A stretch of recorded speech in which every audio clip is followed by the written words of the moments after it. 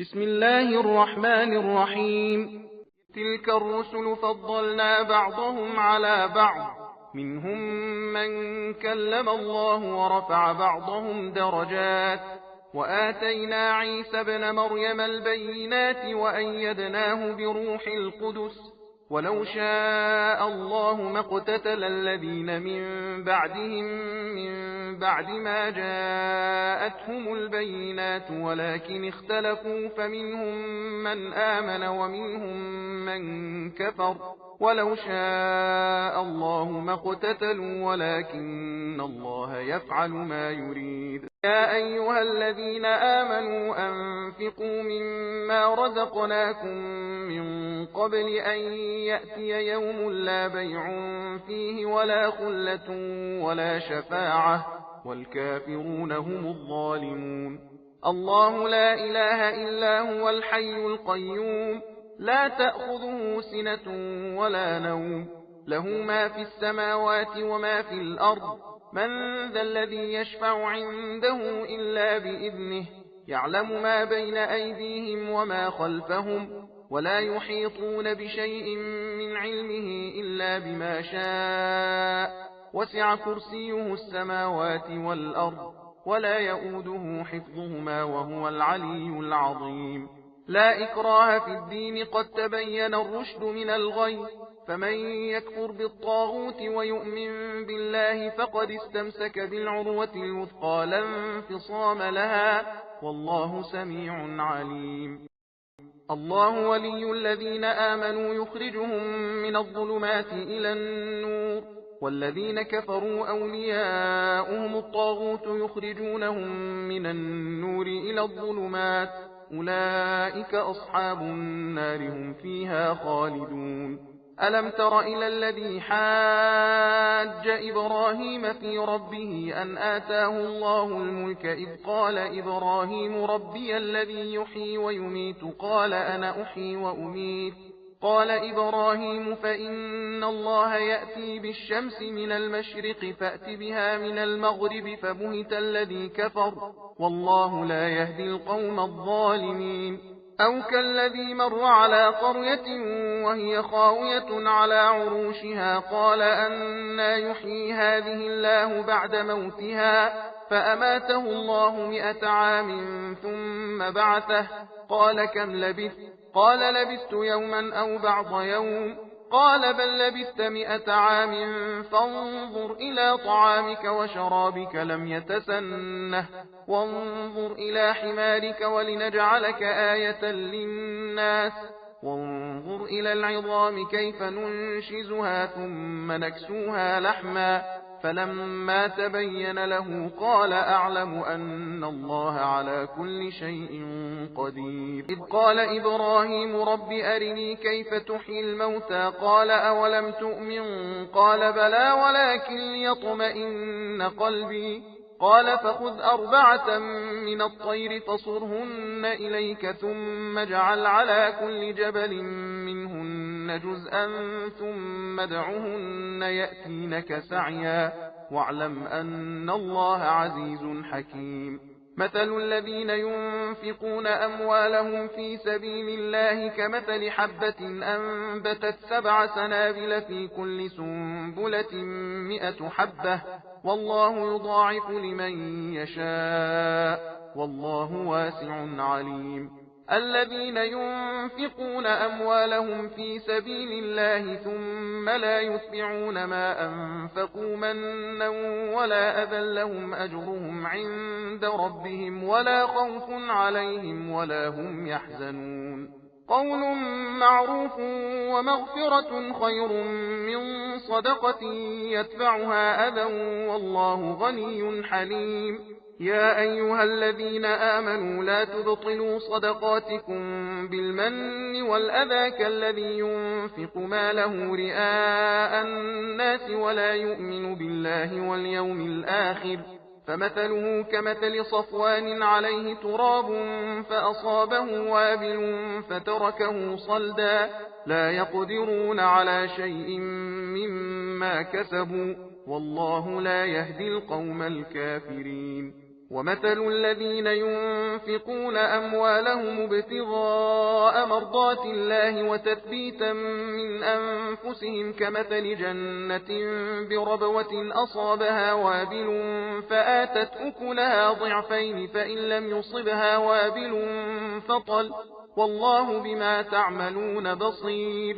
أيود أحدكم أن تكون له جنة من نخيل وأعناب تجري من تحتها الأنهار له فيها من كل الثمرات وأصابه الكبر وله ذرية ضعفاء فأصابها إعصار فيه نار فاحترقت كذلك يبين الله لكم الآيات لعلكم تتفكرون. يا أيها الذين آمنوا أنفقوا من طيبات ما كسبتم ومما أخرجنا لكم من الأرض ولا تيمموا الخبيث منه تنفقون ولستم بآخذيه إلا أن تغمضوا فيه واعلموا أن الله غني حميد. الشيطان يعدكم الفقر ويأمركم بالفحشاء والله يعدكم مغفرة منه وفضلا والله واسع عليم. يؤتي الحكمة من يشاء ومن يؤت الحكمة فقد أوتي خيرا كثيرا وما يذكر إلا أولو الألباب. وما أنفقتم من نفقة أو نذرتم من نذر فإن الله يعلمه وما للظالمين من أنصار. إن تبدوا الصدقات فنعما هي وإن تخفوها وتؤتوها الفقراء فهو خير لكم ويكفر عنكم من سيئاتكم والله بما تعملون خبير. ليس عليك هداهم ولكن الله يهدي من يشاء وما تنفقوا من خير فلأنفسكم وما تنفقون إلا ابتغاء وجه الله وما تنفقوا من خير يوفى إليكم وأنتم لا تظلمون. للفقراء الذين أحصروا في سبيل الله لا يستطيعون ضربا في الأرض يحسبهم الجاهل أغنياء من التعفف تعرفهم بسيماهم لا يسألون الناس إلحافا وما تنفقوا من خير فإن الله به عليم. الذين ينفقون أموالهم بالليل والنهار سرا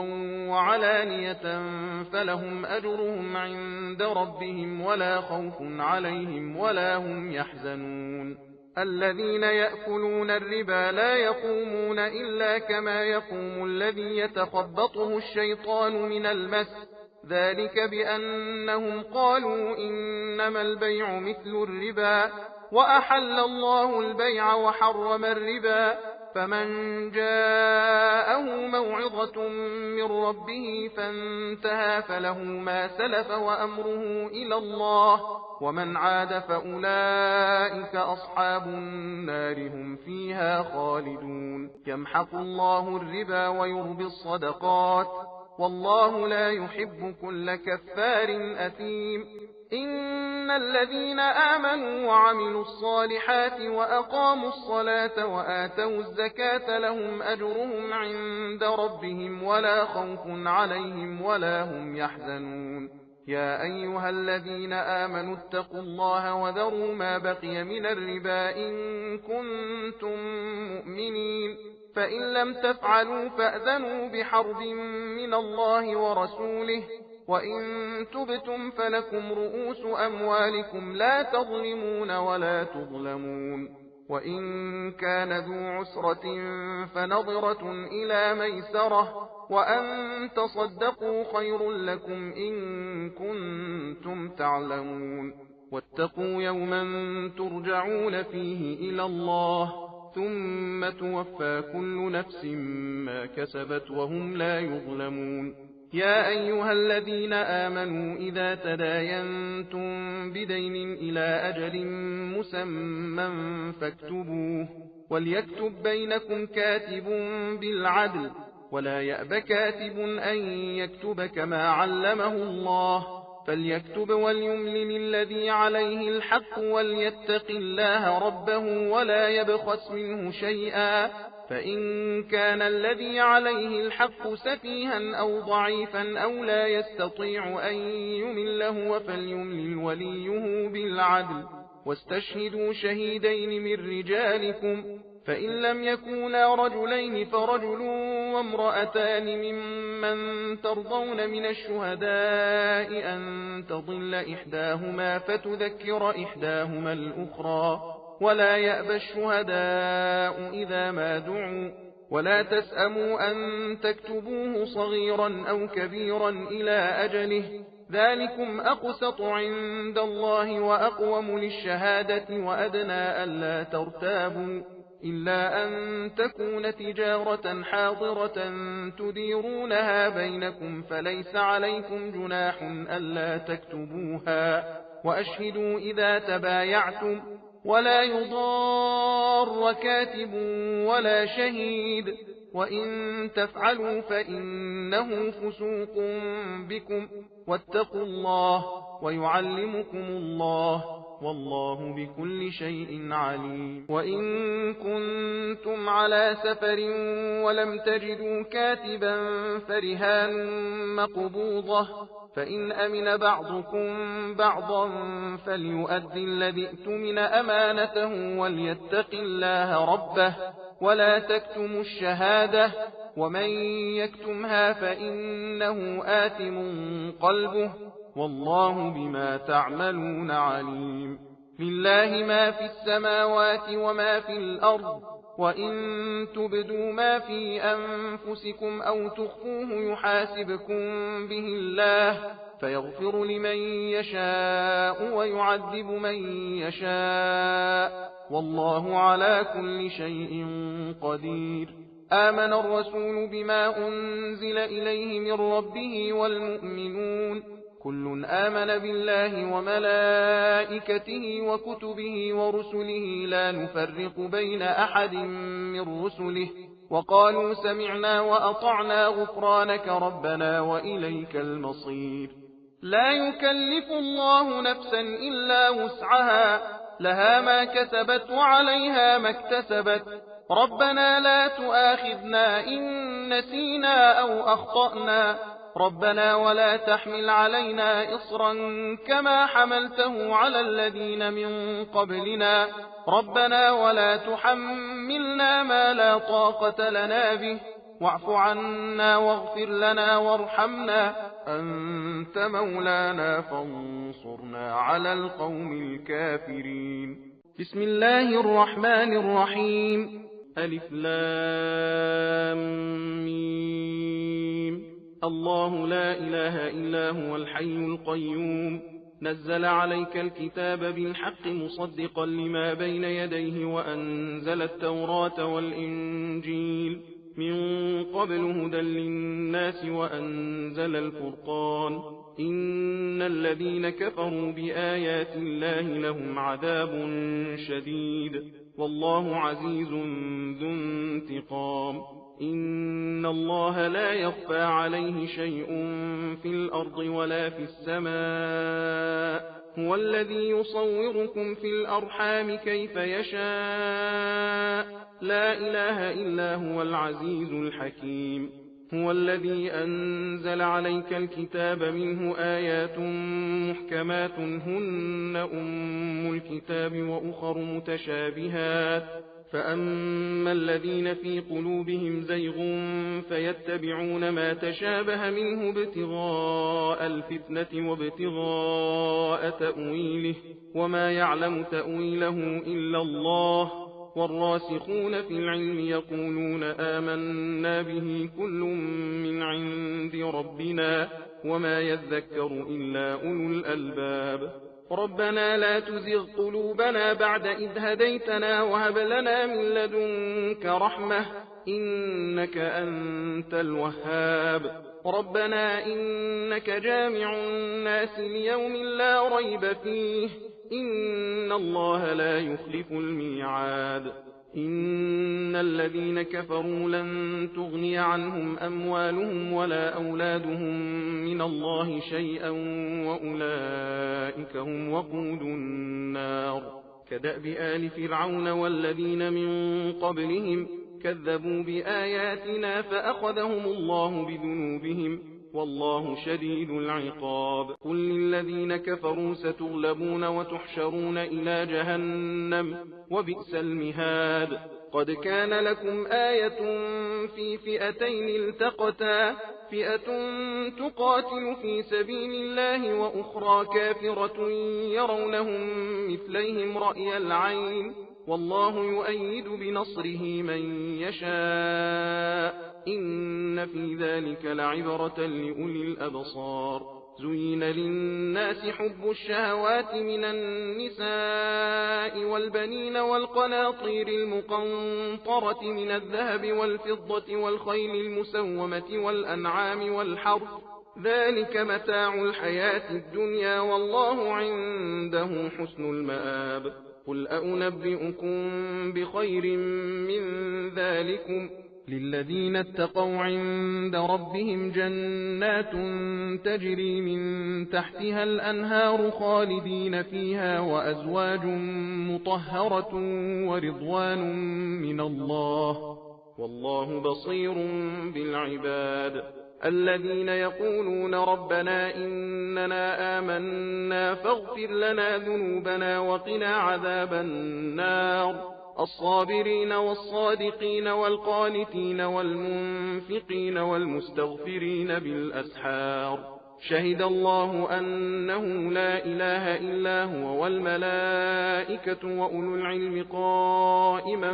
بالقسط لا إله إلا هو العزيز الحكيم إن الدين عند الله الإسلام وما اختلف الذين أوتوا الكتاب إلا من بعد ما جاءهم العلم بغيا بينهم ومن يكفر بآيات الله فإن الله سريع الحساب فإن حاجوك فقل أسلمت وجهي لله ومن اتبعن وقل للذين أوتوا الكتاب والأميين أأسلمتم فإن أسلموا فقد اهتدوا وإن تولوا فإنما عليك البلاغ والله بصير بالعباد إن الذين يكفرون بآيات الله ويقتلون النبيين بغير حق ويقتلون الذين يأمرون بالقسط من الناس فبشرهم بعذاب أليم أولئك الذين حبطت أعمالهم في الدنيا والآخرة وما لهم من ناصرين ألم تر إلى الذين أوتوا نصيبا من الكتاب يدعون إلى كتاب الله ليحكم بينهم ثم يتولى فريق منهم وهم معرضون ذلك بأنهم قالوا لن تمسنا النار إلا أياما معدودات وغرهم في دينهم ما كانوا يفترون فكيف إذا جمعناهم ليوم لا ريب فيه ووفيت كل نفس ما كسبت وهم لا يظلمون قل اللهم مالك الملك تؤتي الملك من تشاء وتنزع الملك ممن تشاء وتعز من تشاء وتذل من تشاء بيدك الخير إنك على كل شيء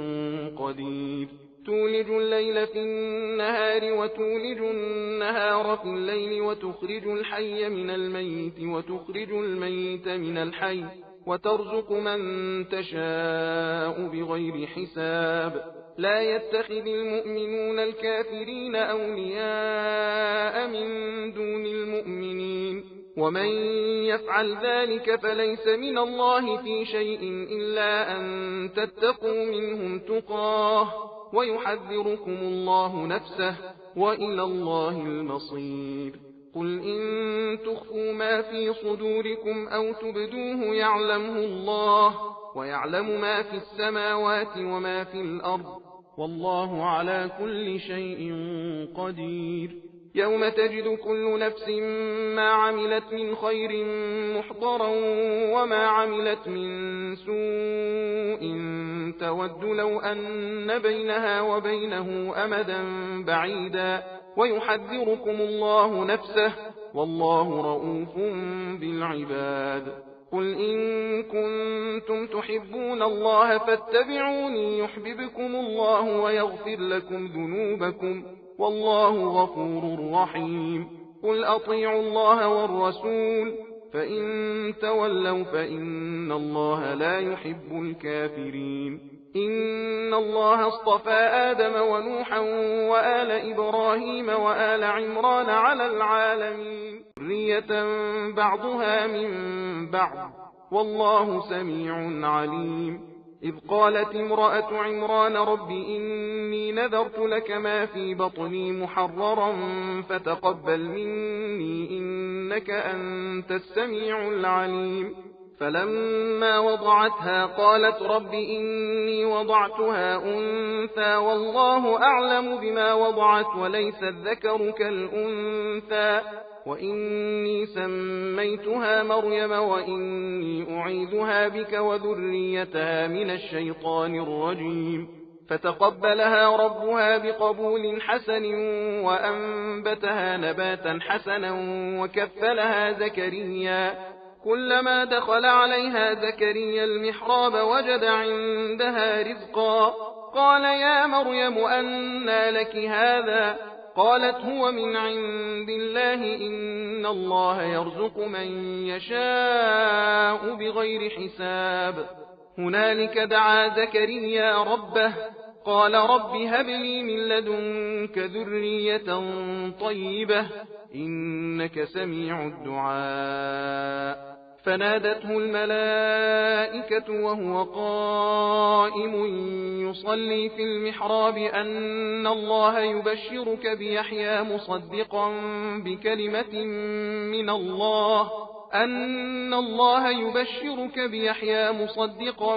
بكلمة من الله وسيدا وحصورا ونبيا من الصالحين. قال رب أنى يكون لي غلام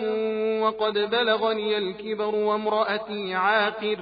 قال كذلك الله يفعل ما يشاء. قال رب اجعل لي آية. قال آيتك ألا تكلم الناس 3 أيام إلا رمزا واذكر ربك كثيرا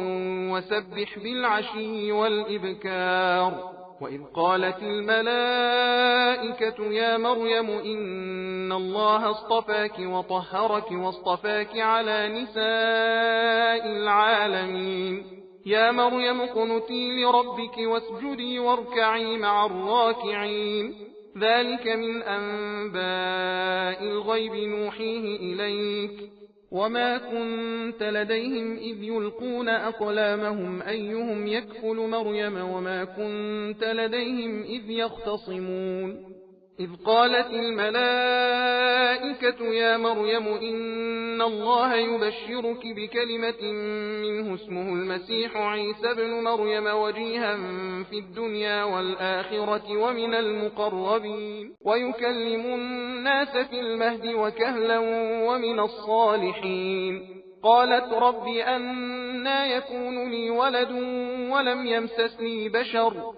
قال كذلك الله يخلق ما يشاء إذا قضى أمرا فإنما يقول له كن فيكون. ويعلمه الكتاب والحكمة والتوراة والإنجيل ورسولا إلى بني إسرائيل أني قد جئتكم بآية من ربكم أني أخلق لكم من الطين كهيئة الطير فأنفخ فيه فيكون طيرا بإذن الله وأبرئ الأكمه والأبرص وأحيي الموتى بإذن الله وأنبئكم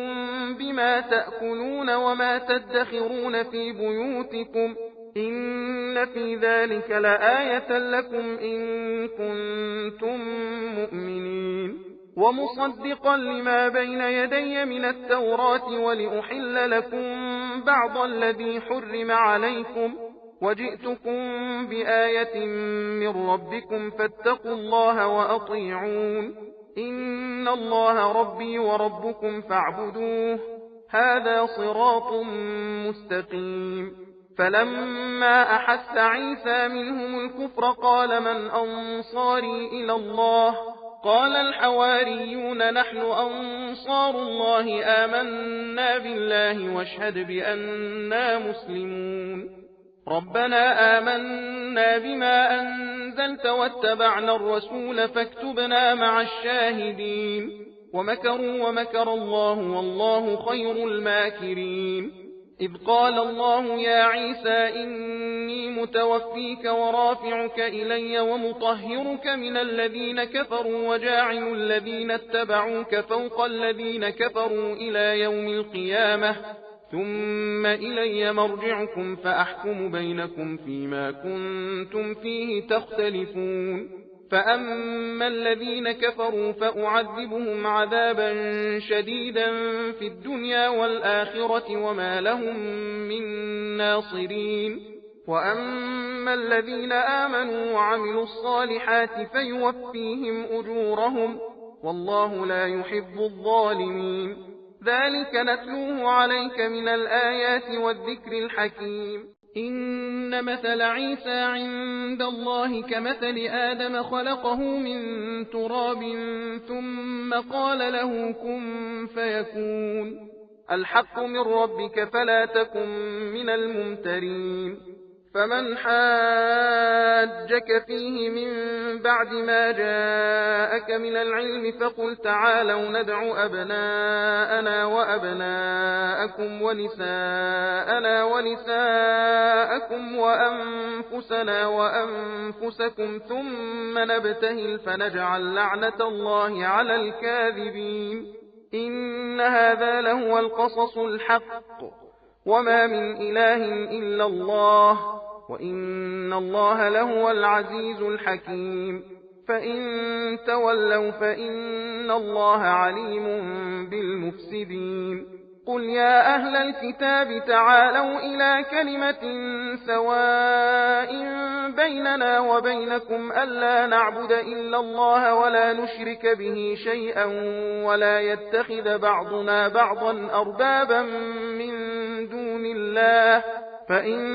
تولوا فقولوا اشهدوا بأننا مسلمون يا أهل الكتاب لم تحاجون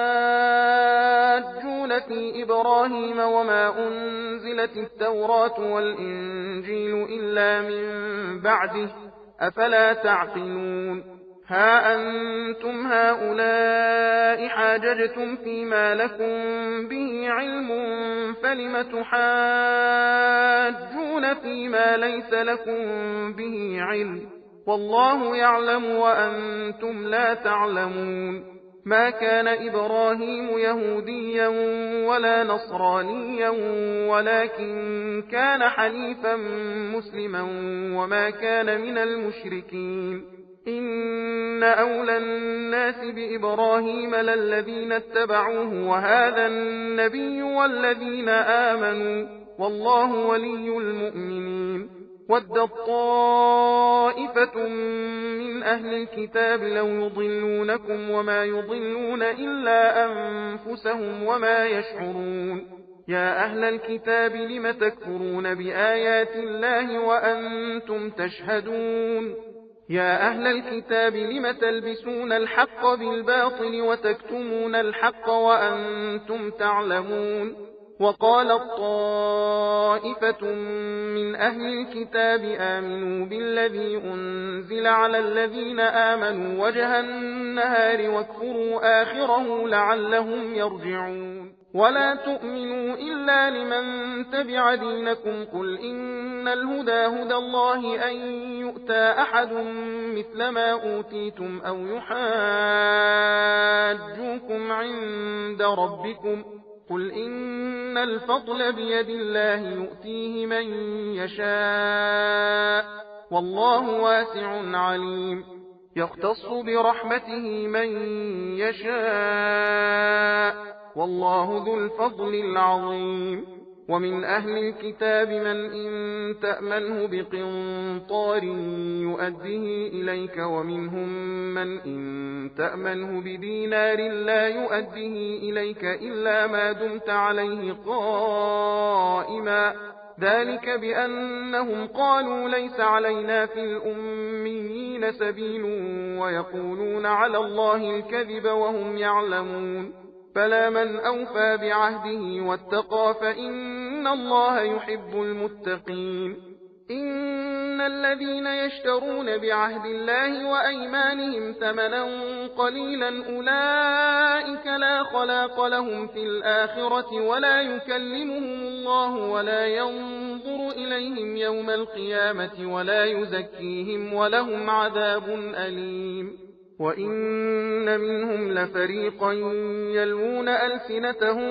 بالكتاب لتحسبوه من الكتاب وما هو من الكتاب ويقولون هو من عند الله وما هو من عند الله ويقولون على الله الكذب وهم يعلمون ما كان لبشر أن يؤتيه الله الكتاب والحكم والنبوة ثم يقول للناس كونوا عبادا لي من